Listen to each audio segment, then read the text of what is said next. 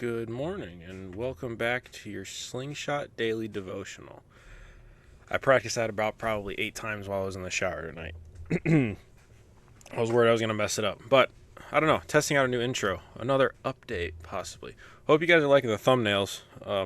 Give credit to my fiance's sister. She gave me access to her editing software, and that's letting me generate some images and make the words all different than just like the bland picture of what you're seeing right now as the thumbnail as well.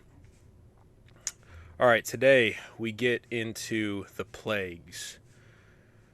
All right, we're finishing off most of chapter 7. There is one verse at the very end of chapter 7 that is technically part of the plague of frogs in my Bible, but on the online one that I'm reading from, it counts it as part of today's story. But I'm going by the Bible.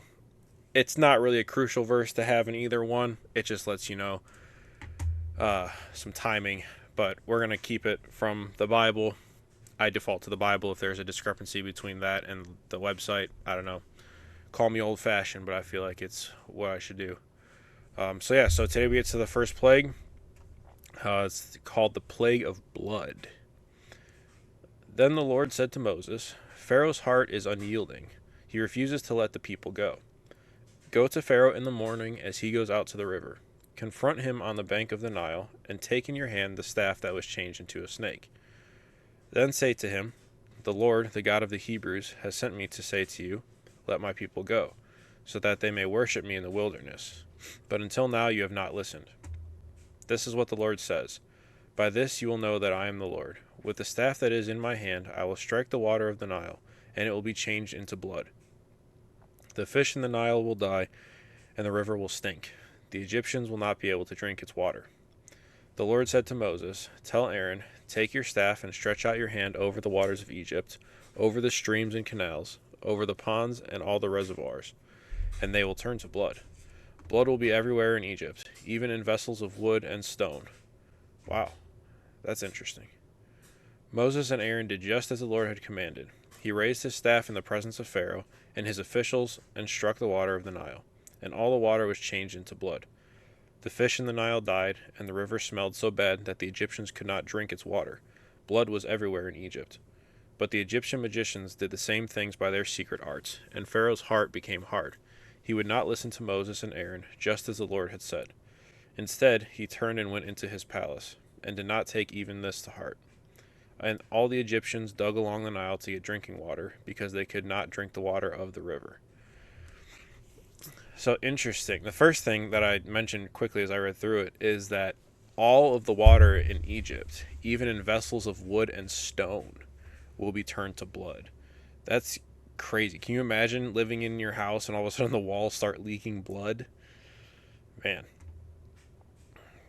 This is why it's called wonders, because to me, when you're on God's side, the things he does are not scary, but yet they could be fearsome if he were to ever use them against you if you were on the wrong side of, not believing.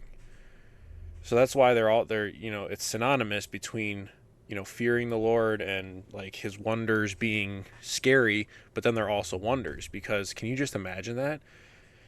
Something that you will not see, but I guess, the magicians did the same thing by their secret arts.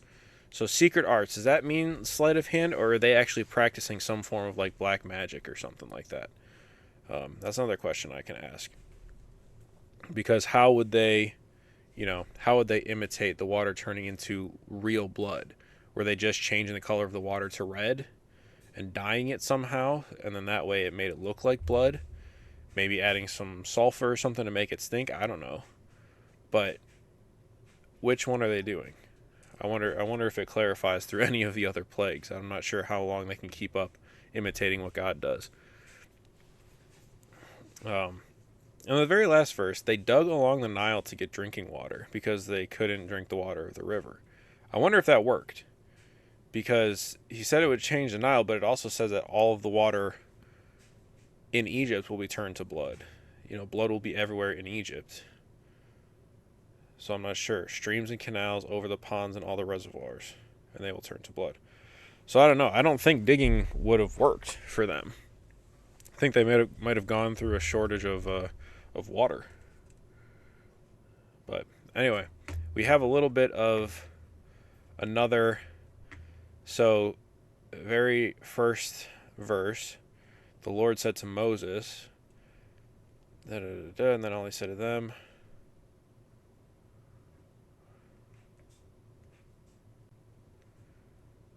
So he's telling Moses what's going to happen through the first like 5 verses. But then in verse 19 it says to Moses, tell Aaron, take your staff and stretch out your hand over the waters of Egypt. So this is the thing that keeps catching me. It's like God is telling Moses what's going to happen, but then he tells him to tell Aaron what's going to happen. So it kind of gets like repeated in the story.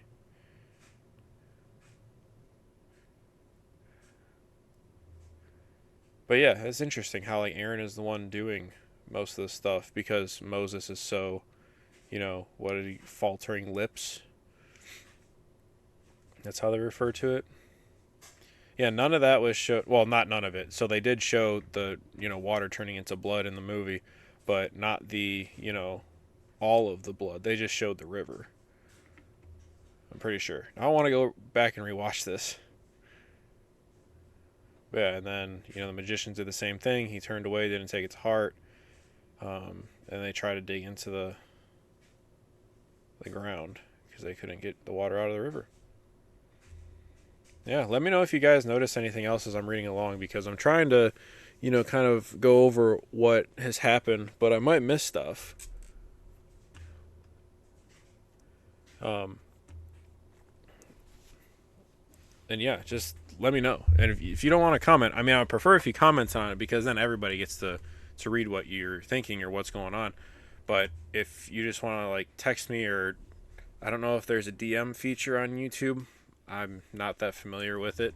But if there is, you can feel free to message me personally if you have any questions or comments.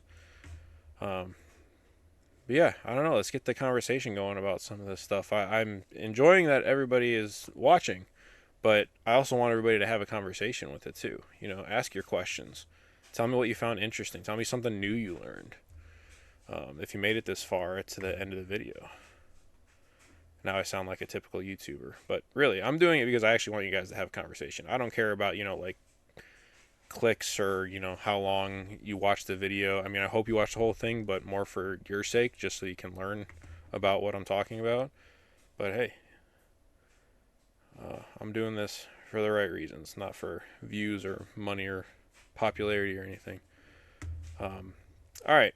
Having blabbed on for longer than I should, we're going to end it there, and we'll be back tomorrow, 7 a.m., with your next Slingshot Daily Devotional. All right. See you tomorrow.